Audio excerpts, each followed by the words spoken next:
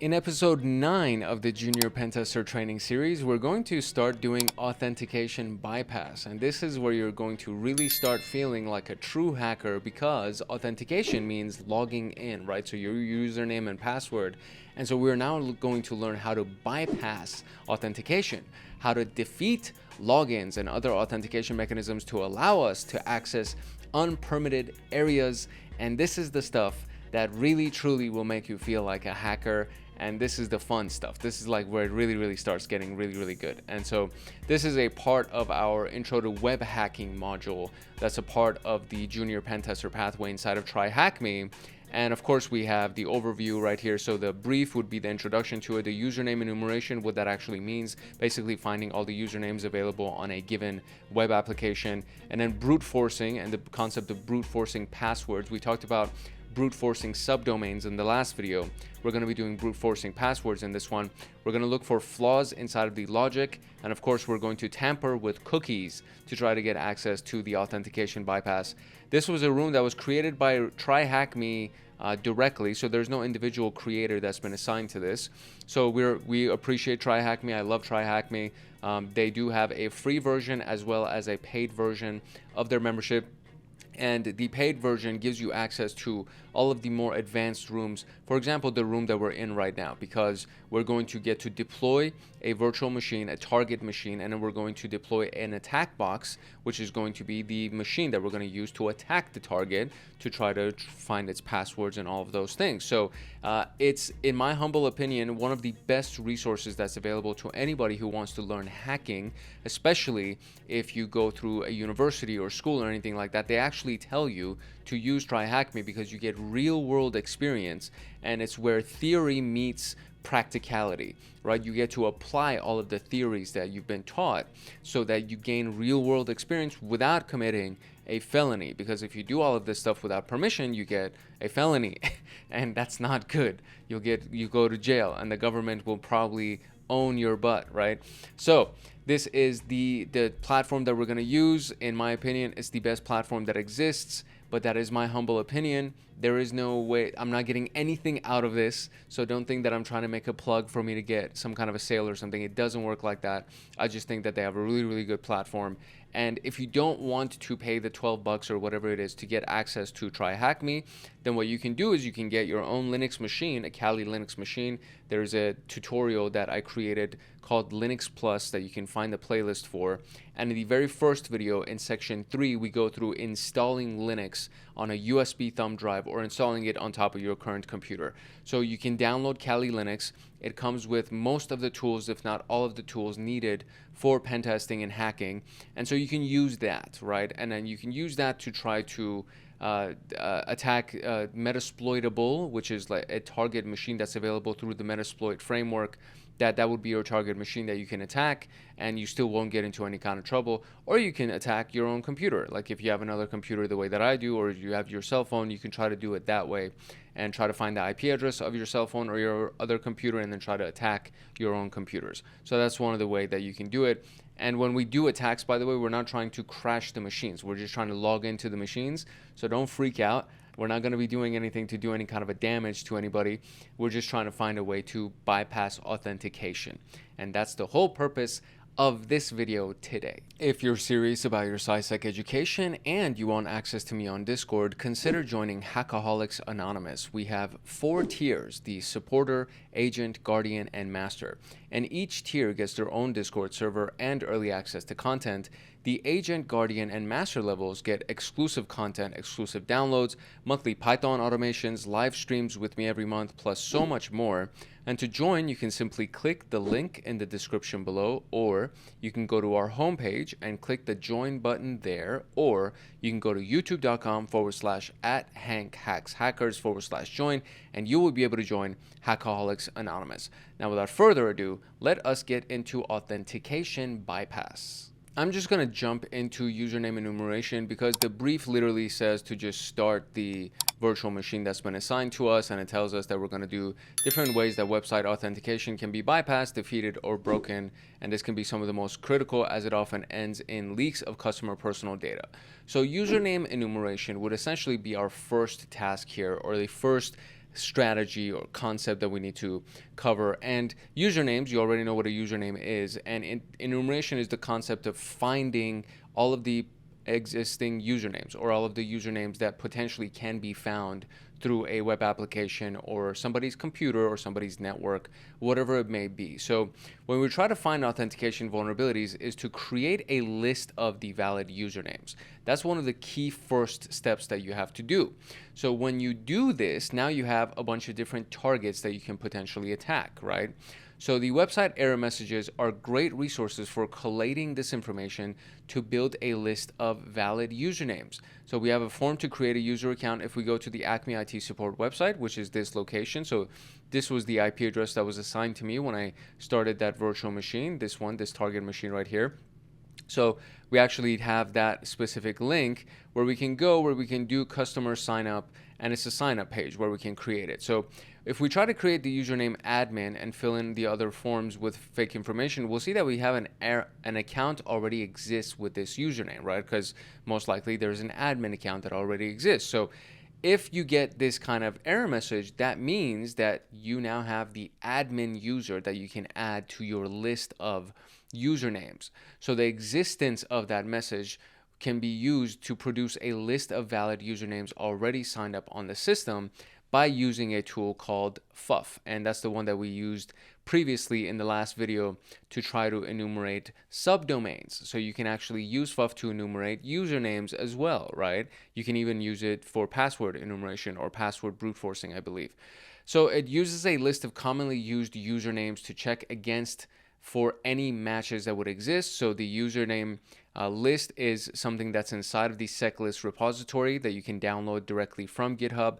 And it has a bunch of really, really cool directories or folders for each different task. So usernames, passwords, discovery for domain names, things like that. So we're going to be inside of the username folder, then names, and then we're going to use the names.txt file.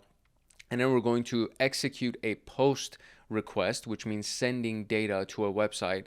And we're going to send this data. So we're going to send username, and then the username itself is going to be fuzzed. So these capitalized FUZZ serve as a placeholder so that everything that's inside of this file, each line that's inside of that file is going to be placed here. And then the email, and then it's going to equal X, so literally anything. Password is going to equal X, and C password is also going to equal X. C password would be for confirming password. So we technically have 4 fields that we're filling in. Username fuzz is going to be the actual usernames that we're trying to discover, and all of these other ones are just going to be placeholders. And then we're going to provide the host header, which is the content type, application X, form, URL encoded, etc. And then the actual URL that we're going to try to attack in this particular case, which is the customer sign up. And then what the message that we're going to be looking for is username already exists. So if anything that we have submitted to this form comes back with username already exists, that means that that's the username that we can enumerate for further attacking, right? So this is basically explaining everything that I just explained. And in this particular case, we're going to actually run the exercise using the FUF tool just so we can get the answers to the questions below. Now you can get access to the FUF tool directly from GitHub by going to github.com/ffuf/ffuf, or you can get the attack box, which basically is what's available through TryHackMe. It's a Linux machine that has it pre-installed on it, or you can just download your own Kali Linux directly from kali.org and then go ahead and run FUF because it comes pre-installed with most distributions of Kali Linux. So what we're going to do here is we're going to create a file called valid usernames and add the usernames that we found using FUF. This will be used in task 3. So let's go ahead and open our attack box. I'm going to open it up in a new window so that it's a little bit easier for us to manage. And then from there, we're going to run the exercise. So when you click on this view full screen button, it'll open it up inside of a full screen for us. And I'm just going to minimize this here. And then I just need to make sure that it's not super zoomed in. Okay, perfect. So now we have our attack box up and ready to go. So let's open up a terminal and let's run the exercise. The first thing that we're going to do is we're going to zoom in. and I'm going to, I just want you to see the command as I type it.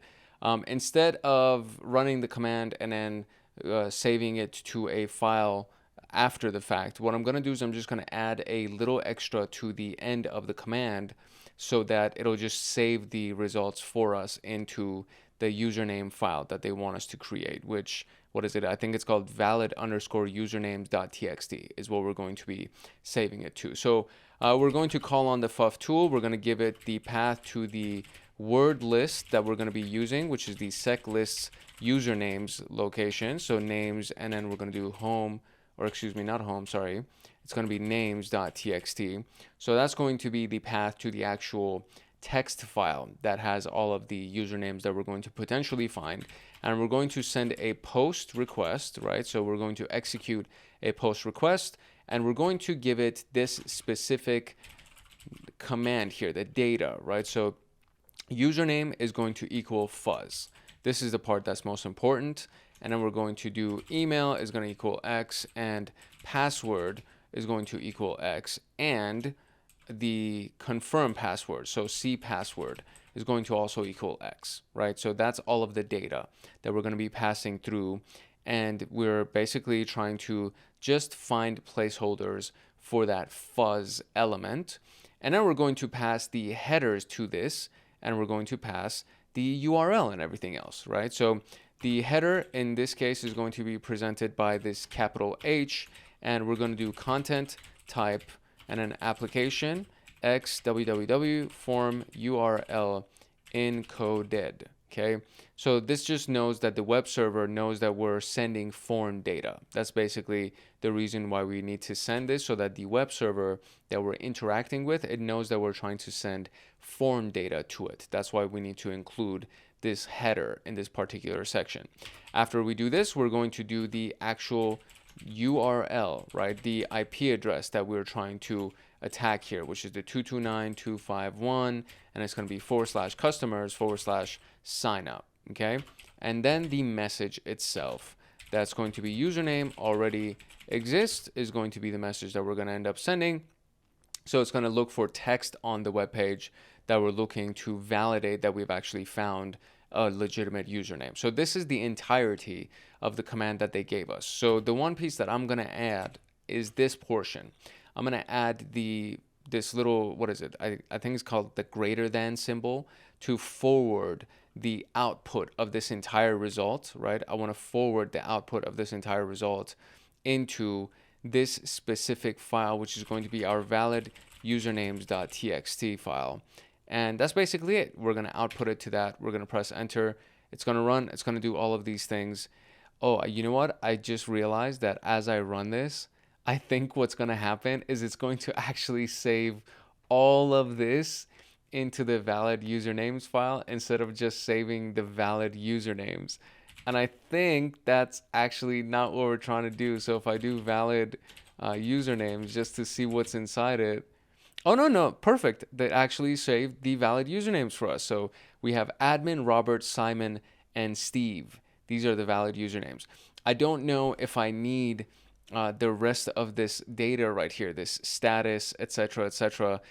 So that is something that may not necessarily be useful to us. So what I'll do is I'm going to, let's see, I'll do this. I'm going to create a new one. So I'm going to do echo, and I'm going to send admin and what is it? Robert. I wonder if it'll do it line by line. I hope it does it line by line. Robert, Simon, and Steve. I hope it sends it line by line. If it doesn't, then I am screwed and I have to do this manually. And then we'll just call it the usernames.txt file. And so if I do the cat for the usernames.txt, it did not do it line by line. So it actually created it one at a time. So what we're going to do is we're going to remove usernames.txt, and we're also going to remove the valid_usernames.txt. And then we're going to do this one more time where I'm going to do echo and I'm going to do admin. So I wonder if I press enter like that. No, that's not how it works.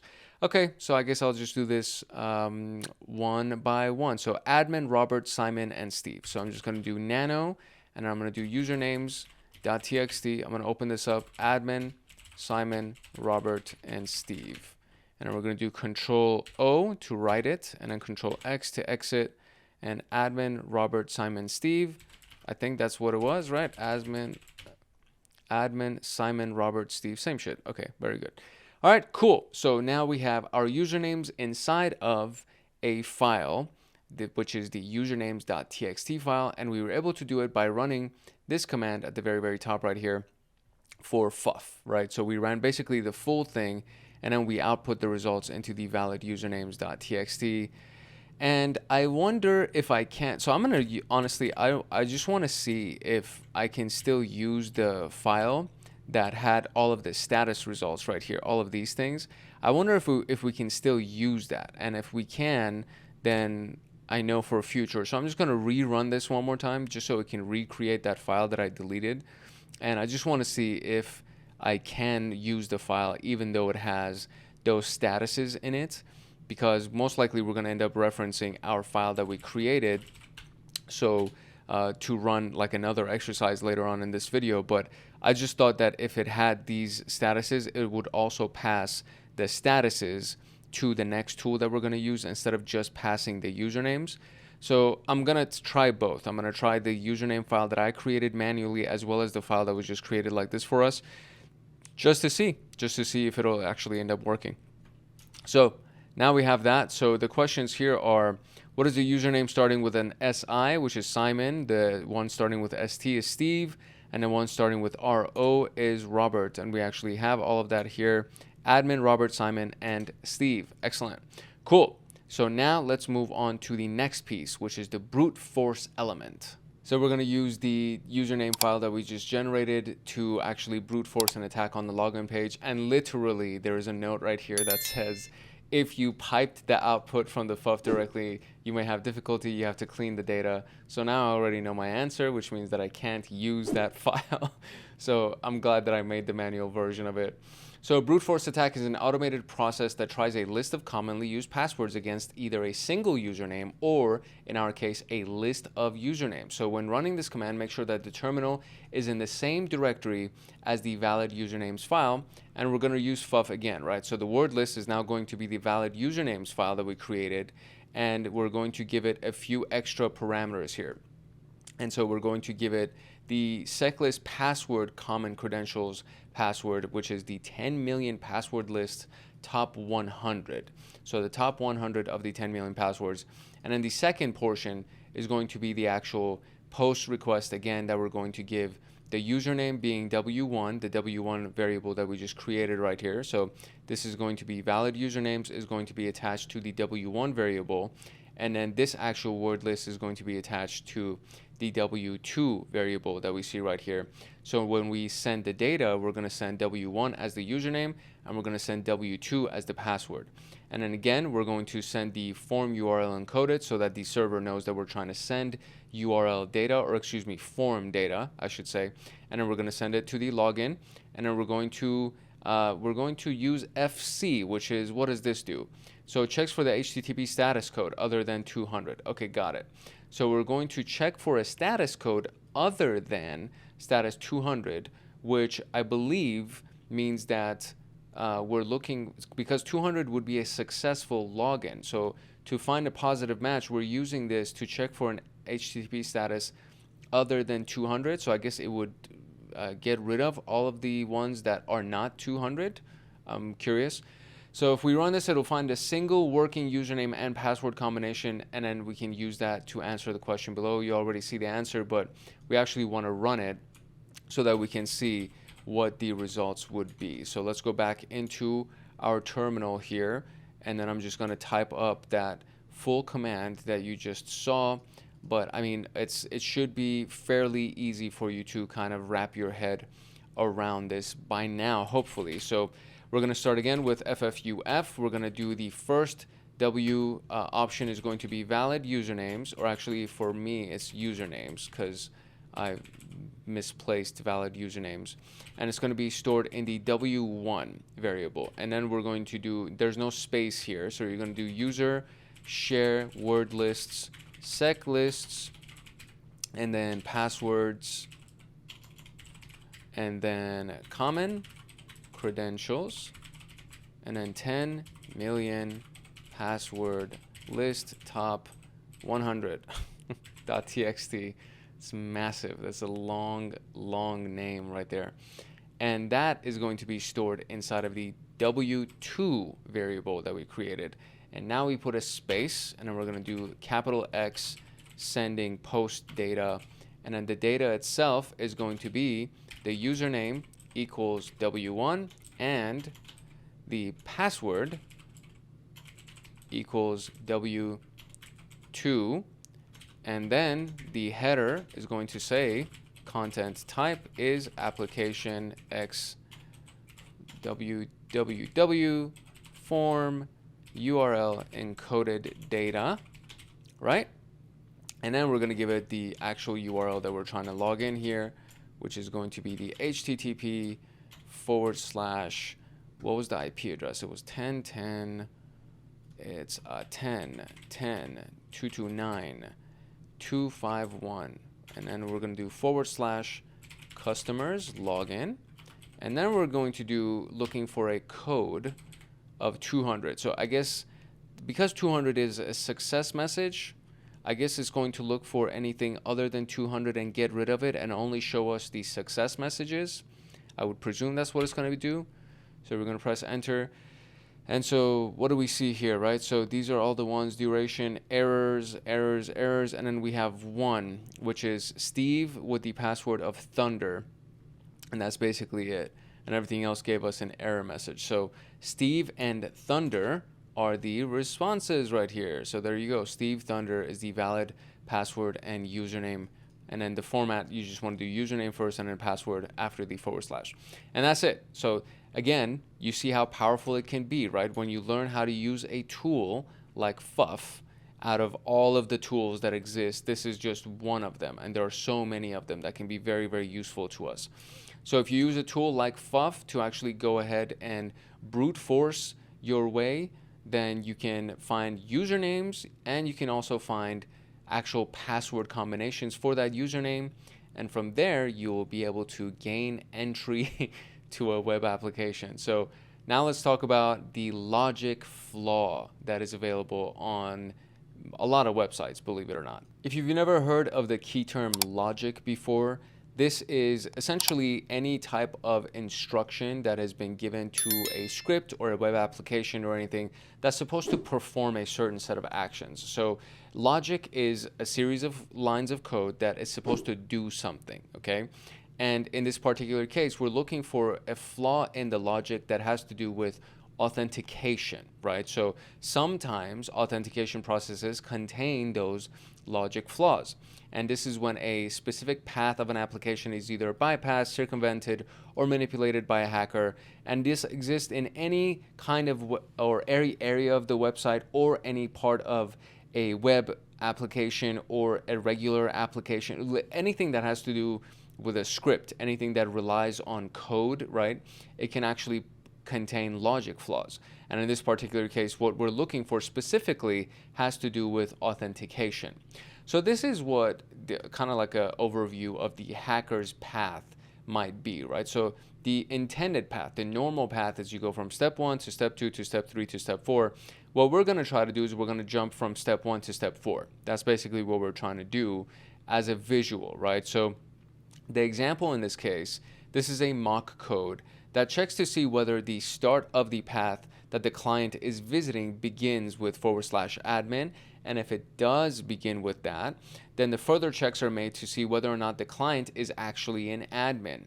And if the page doesn't begin with /admin, then the page is shown to the client, right? So if the URL's substring between the places of 0 and 6 actually has admin in it, then it's going to check to see if the user is an admin. Otherwise, it's going to allow us to view the page, right? So if the URL does not have this right here, then it's not going to check to see if we're an admin. It's just going to show us the page, okay?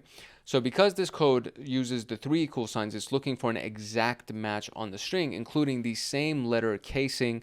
And the code represents a logic flaw because an unauthenticated user requesting /admin with a capital M in it will not have their privileges checked and have the page displayed to them, totally bypassing the authentication check, right? So The triple equal sign is looking for exact casing as well as the actual letters themselves.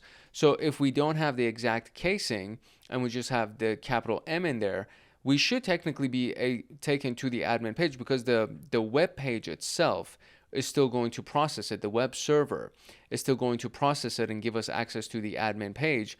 It's just that we were able to bypass that logic because we used a capital M instead of a lowercase m. So we're going to look at the reset password function of the Acme IT support website. So same IP, same customers. Now we're just, instead of going to login, we're going to go to reset. So we see a form for the email address associated with the account on which we want to perform the password reset. If an invalid email is entered, we'll receive account not found from supplied email address. So for demonstration purposes, this is what it looks like, right? So they're going to send a password reset to this specific email address. So we're going to use Robert Acme IT support, which is accepted, and we're going to be presented with the next stage of the form, which asks for the username associated with this login email address. If we enter Robert as the username and press check username button, you'll be presented with a confirmation message saying that it was sent to Robert's email. So at this stage, we're wondering whether the vulnerability could actually be something that we have to know both the email and username, and then the password link is sent to the email address of the account user, right? So this will require running both of the below curl requests on the attack box, which can be opened by using the blue button, which I've already done. So in the second step of the curl or the reset email, the username is submitted in a post field to the web server, and the email address is sent in the query string as a get field. So this is what it's going to look like. First, we're going to do a curl command that basically is going to pull the data from this page, and then we're going to be sending the email Robert, all of this. So everything that comes after this this question mark right here is the query that we're sending to this form right here. And usually when websites have been sanitized, you don't get to see this inside of the user or inside of the URL, but this specific website hasn't been sanitized and it hasn't been appropriately hardened or secured. So therefore you actually get to submit queries to it by just putting something after the question mark. So this is what we would do if we wanted to send an email as well as this, actually not just the email. So this, what you see right here, is URL encoded for the @ symbol. So the email is Robert at Acme IT support, and then we're sending a URL form encoded just so they know. And then the username itself is also going to be Robert that we're going to send. And all of this is going to be done doing the curl command. So the H flag is to add the additional header. In this instance, we're doing this because the web server needs to know that we're sending form data, so it probably understands the request that we're sending. And the user account is retrieved using the query string, but later on in the application logic, the password reset email is sent using the data found in the PHP variable request, right? So the request variable is an array, which is basically a block of code, a type of block of code that contains data received from the query string and the post data.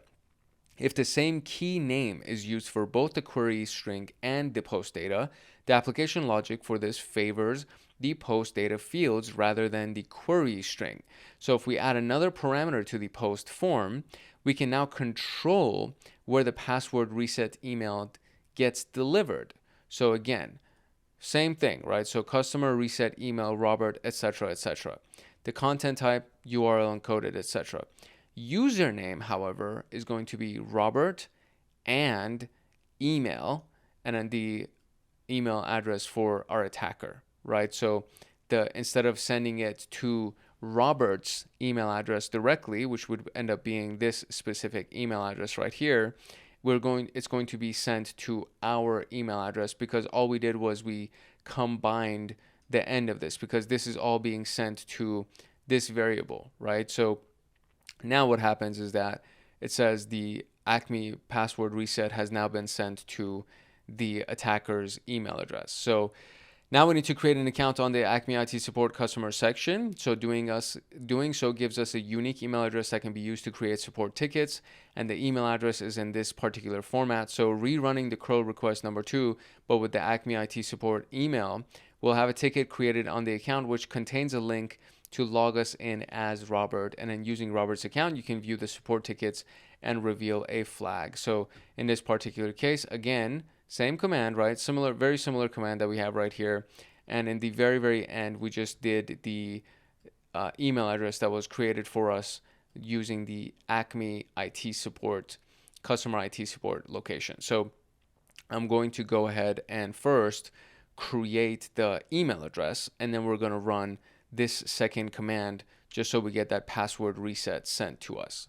So let's go back here and let's clear our terminal, and we're going to open up our browser and go to the path that would allow us to actually set or create an email address for ourselves. Okay, so let's give the browser a chance to load real quick. Okay, so to pull this off, we're going to go to the link that will allow us to actually create a customer's login. So first I'm going to go to the actual customer's location, and just by going to customers, it took me immediately to customers login. Now I don't have an account, so I'm just going to sign up for an account, and this should give me an email address. So my username is going to be Hank Hackerson, and my email address is, I guess, hankhackerson at whatever, thm.com, I guess. Password, I'll do password, and then confirm password is also just going to be password. So basic, right? So now I should have a profile. So welcome to the customer dashboard. So my account right here should give me my email address. No. Oh, you know what? I think they gave us the format of the email address, and then that should, there we go. So this is the format. So if we go under support tickets, this is the actual email, hankhackerson at customer.acmeitsupport.thm. Okay, great.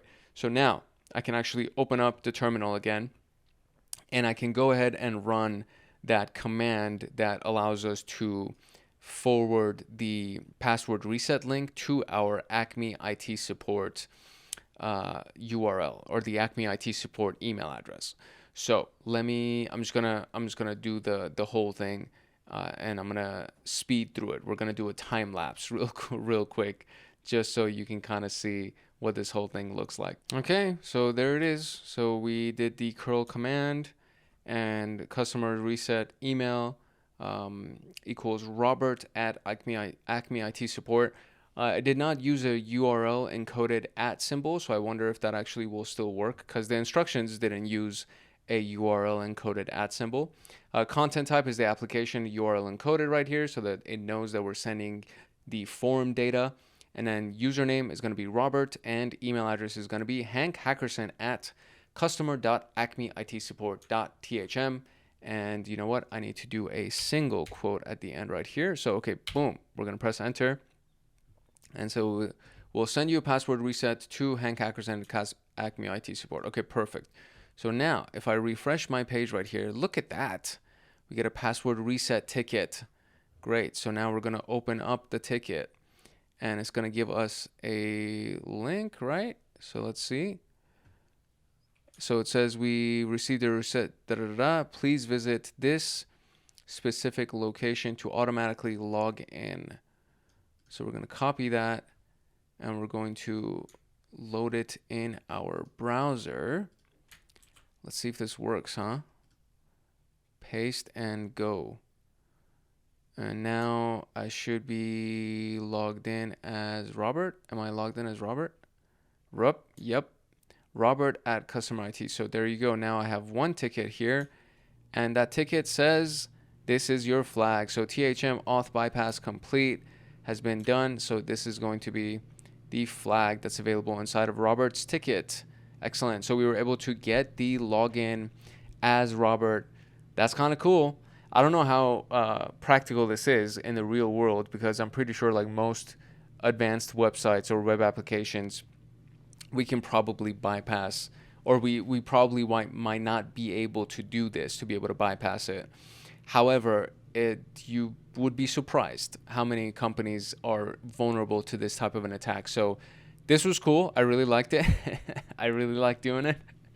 And hopefully you actually got some value out of this one as well, because this was fun. Like any of these exercises, when I get a successful result, I just get super nerdy and I get really excited about it. So hopefully you enjoyed this particular exercise, because this was fun. This is kind of like a Believe it or not, this is like an intermediate level hack that we just did right here. And we were able to exploit logic flaw in this website. So very, very cool stuff. Now we can move on to cookie tampering. All right, cookies are the very, very interesting little entities that belong to web browsers, and they're generated during an online session. And tampering with these cookies, editing these cookies, can actually have a variety of different outcomes, like, for example, unauthenticated access or access to another user's account or elevated privileges. So if you need a refresher on this, or if you've never actually been exposed or experienced cookies, there is this really, really great room called the HTTP in detail room, which is this room right here. And it's actually a free room that anybody can use. So as long as you have a free user account with TryHackMe, you can get access to this, which is the cookies task specifically. So they're saved when you receive a set cookie header from a web server. And every further request that you make, you'll send a cookie data back to the web server. Because HTTP is stateless, it doesn't keep track of your previous requests. Cookies can be used to remind the web server who you are, and some personal settings for the website that you want, whether you've been visited the website before. So this is what it kind of looks like when you send a request, right? So the first one is the get request that's sent. And the client, meaning your web browser, is requesting a web page from cookies.thm.com or cookies.thm, right? That would be the URL. And then the next one is going to be the response that you're going to get from the web server. So it responds back with a simple web page with a form asking for the username. So this is the response from the web server, and then it's asking for the username basically.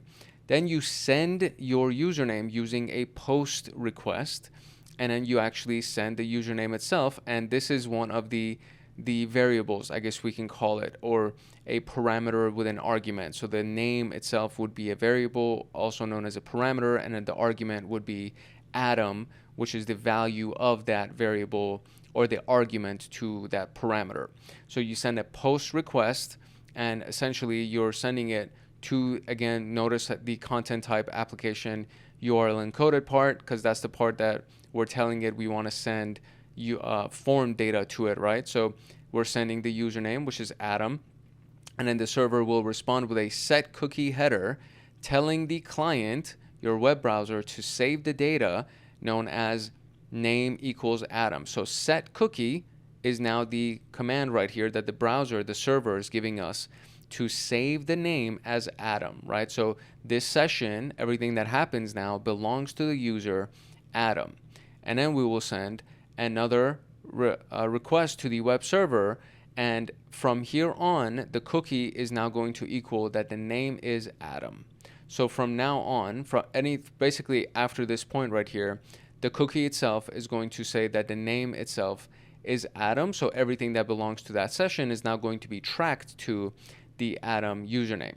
And finally, the server will respond to us, right? So the server is going to say, hey, welcome back, Adam, right? The server sees the actual cookie data, and instead of displaying the form that it usually displays, it will display a welcome back message instead, because you previously logged in and it recognizes you, etc., etc.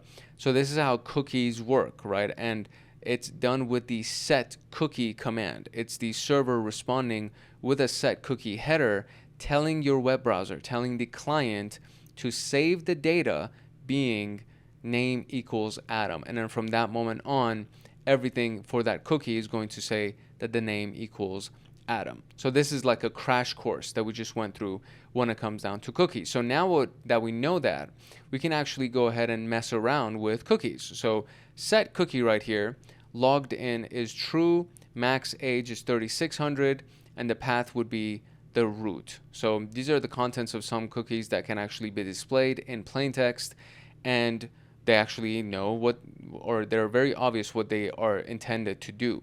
So the set cookie admin equals false, max age 3600, path equals 0. So they are logged in, yes, but they are not admin. So don't give them admin privileges. You see that?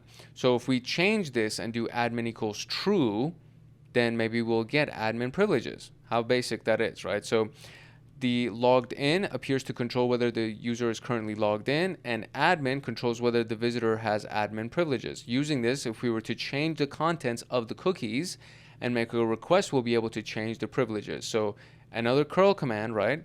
Curl command cookie test. And then now we can see a returned message that we're not logged in. So now we'll send another request with the logged in cookie. So curl, and then you give it the header, and inside of the header, the cookie is going to be logged in equals true, admin equals false, and then you're going to go to cookie test. And then we're going to give in the message logged in as a user. Then we're going to send one more request that says curl. We're going to give it the cookie logged in equals true, admin equals true, same location. And now it says you're logged in as an admin, as well as a flag which we can use to answer question number 1. So that's going to be how we get our first question answer.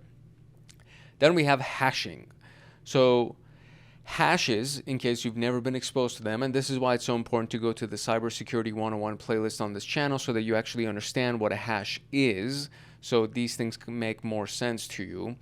Cookie values can look like a long string of random letters, which is what this looks like, and these are hash values, right? So the MD5 algorithm, SHA-256 algorithm, SHA-512 algorithm, and the SHA-1 algorithm, this is what they actually look like. So they're just a random string of letters, and obviously SHA-256 is going to be longer than SHA-1, and SHA-512 is going to be longer than SHA-256, right? Because it's just a more complicated algorithm. So we can see that the hash output from the same input string can significantly differ depending on the hash algorithm. Even though the hash is irreversible, the same output is produced every single time, meaning the word, and so this is what we use all the time because I think CrackStation is amazing for this. So if I go here, this is how we can crack a hash because they have a massive database of hashes and what their plain text values are. So if I go to MD5 generator, right, and I can actually generate an MD5 hash value of a word, okay? So if we go to MD5 hash generator, and in this case, we'll give it the word password, all lowercase, okay?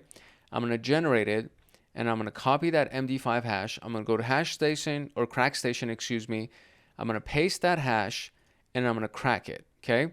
It tells me that its password is the plain text value of this hash, okay? Now, if I go back over here and I change the P to a capital P, and generate this, it's going to give me a completely different hash value.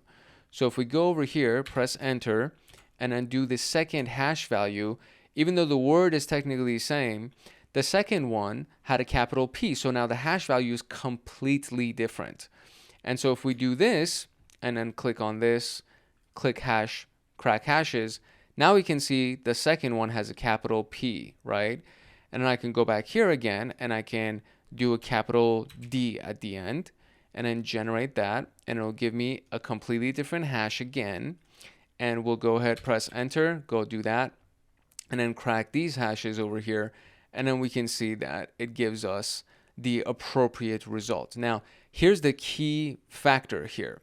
All of these hashes only belong to these plain text values. So this hash, as far as the MD5 algorithm is concerned, this hash will not produce anything other than a lowercase password.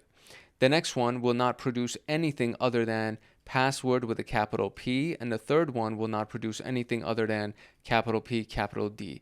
So it's uniform. Across the board, these values only have these responses to them, okay? So that's what the key thing is that you need to keep in mind. The same output is going to be produced every single time, no matter which hash generator I use.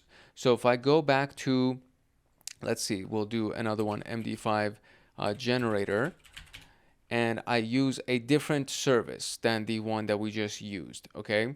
So we'll go, instead of using the first one, we'll do Miracle Salad. And then we're going to do the word password, and then we're going to get the same exact hash value. So I'm going to copy this, I'm going to go back to CrackStation, and I'm going to paste it. And then you can see it's the same exact hash value. So it doesn't matter where you're getting it from. That same word is going to give you the same exact hash value. And it just so happens that CrackStation literally has billions of hashes that are stored and their original strings attached to them. So encoding is a similar concept to hashing. It creates what would seem like a random string of text, but this can actually be decoded. And we can use something like CyberChef as a tool to decode the encoded string. So it begs the question, what is the point in encoding? It allows us to convert binary data into human readable text that can be easily and safely transmitted over mediums that only support plain text ASCII characters. So common encoding types are base 32, base 64, right? It converts binary data to characters A to Z and 2 to 7, and base 64, which converts from A to Z lowercase, A to Z uppercase, and 0 to 9, including the plus symbol, including the / symbol, and the equal sign for padding. So we're taking this example right here. This right here, you can see this is actually a base 64 encoded value because we can see the equal sign at the end as padding. We can see there's uppercase and lowercase letters, etc. Max age 36, path is /. So this specific one, if we decode it, it has the value of ID1 admin false.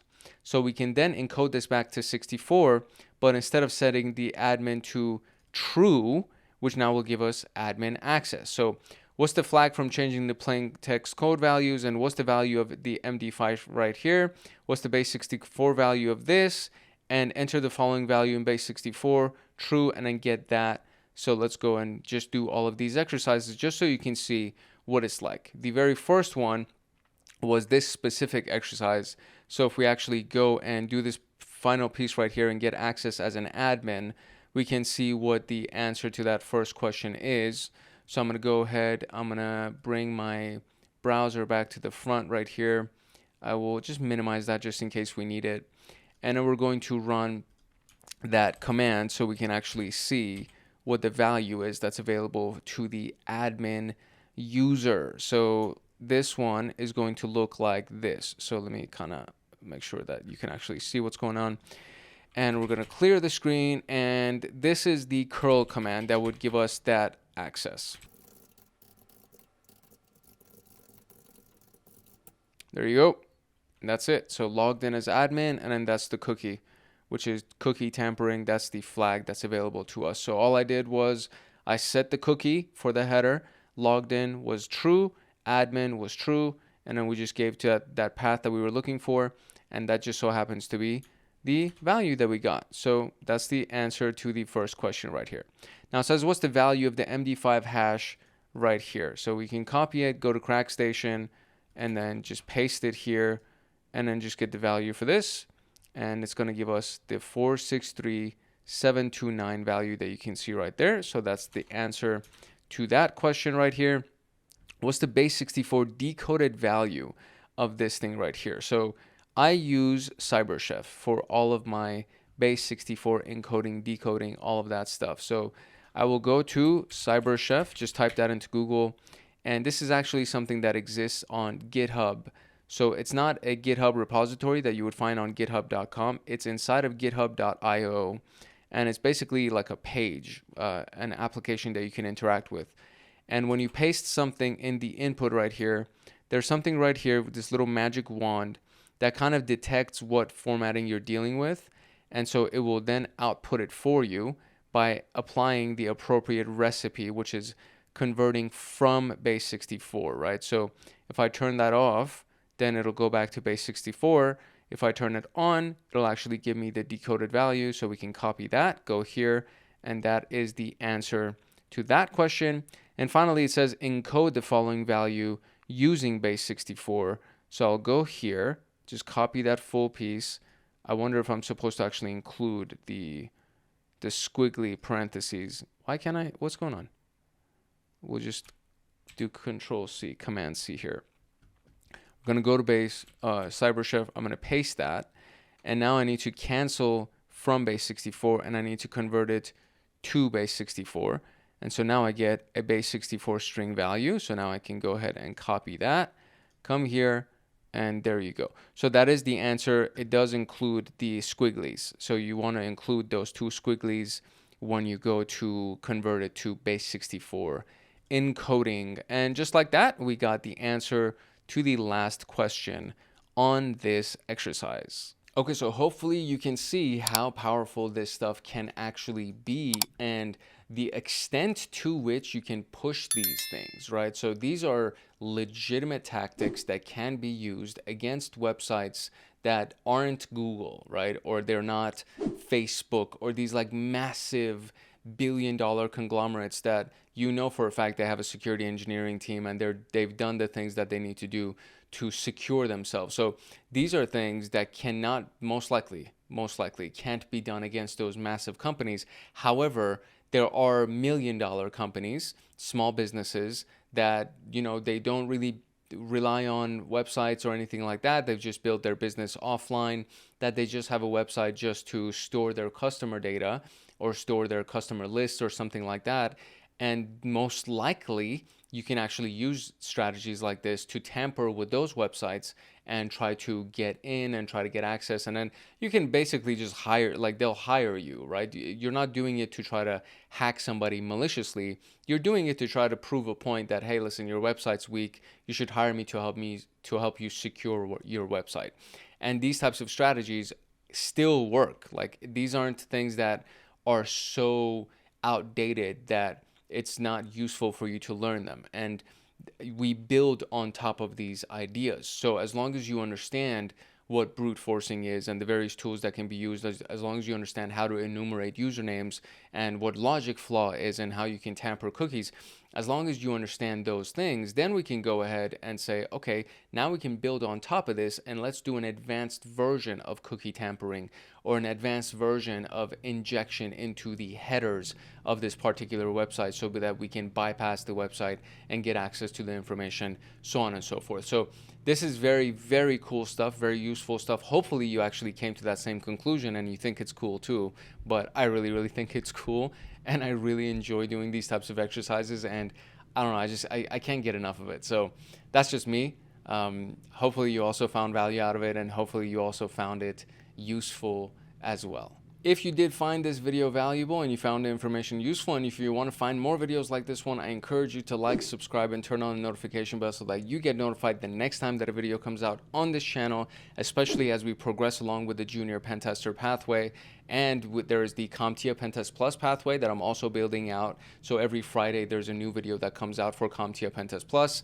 And when we're completely done with that, then you'll have access to a full playlist the way that we have over here for Network Plus and things like that. The CompTIA Pentest Plus playlist already exists. It's just that it's still being updated.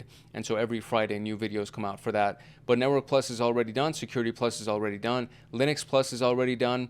And of course, there's the Hackaholics Anonymous exclusive playlist. There's a Cybersecurity 101. So if you haven't gone through that, I do encourage you to go through that because it sets the foundation for everything else. And there's a lot of information that's covered in that playlist that we reference as we do all of these other videos, that if you don't know what those things are, you're going to have a hard time wrapping your head around the more advanced strategies. So I always tell everybody, if you're new to the game, if you're new to this industry, into this world of cybersecurity, go through that first so you get a strong foundation, and from there we can move on to the more advanced stuff. And there's, you know, progressively more advanced videos that exist on this channel, and you can find it that way. So after Cybersecurity 101, you can either choose to go into pen testing, which is junior pen tester, or you can go into security analysis, which would end up being SOC 1.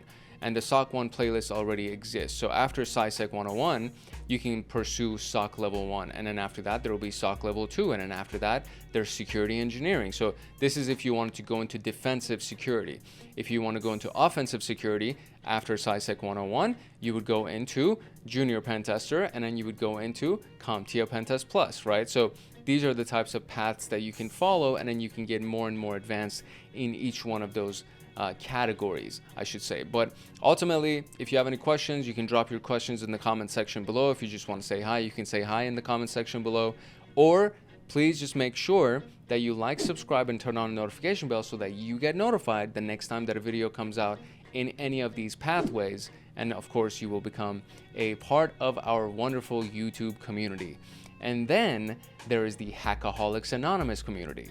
If you're serious about your SysAdmin education and you want access to me on Discord, you can consider joining Hackaholics Anonymous. The 4 tiers that we have are the Supporter, Agent, Guardian, and Master. Each tier gets their own Discord server and early access to content.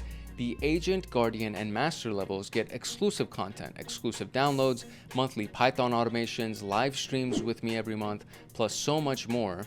And to join, you can simply click the link in the description below, or you can go to our homepage and click the join button there, or you can go to youtube.com/@HankHacksHackers/join, and you will be able to join Hackaholics Anonymous.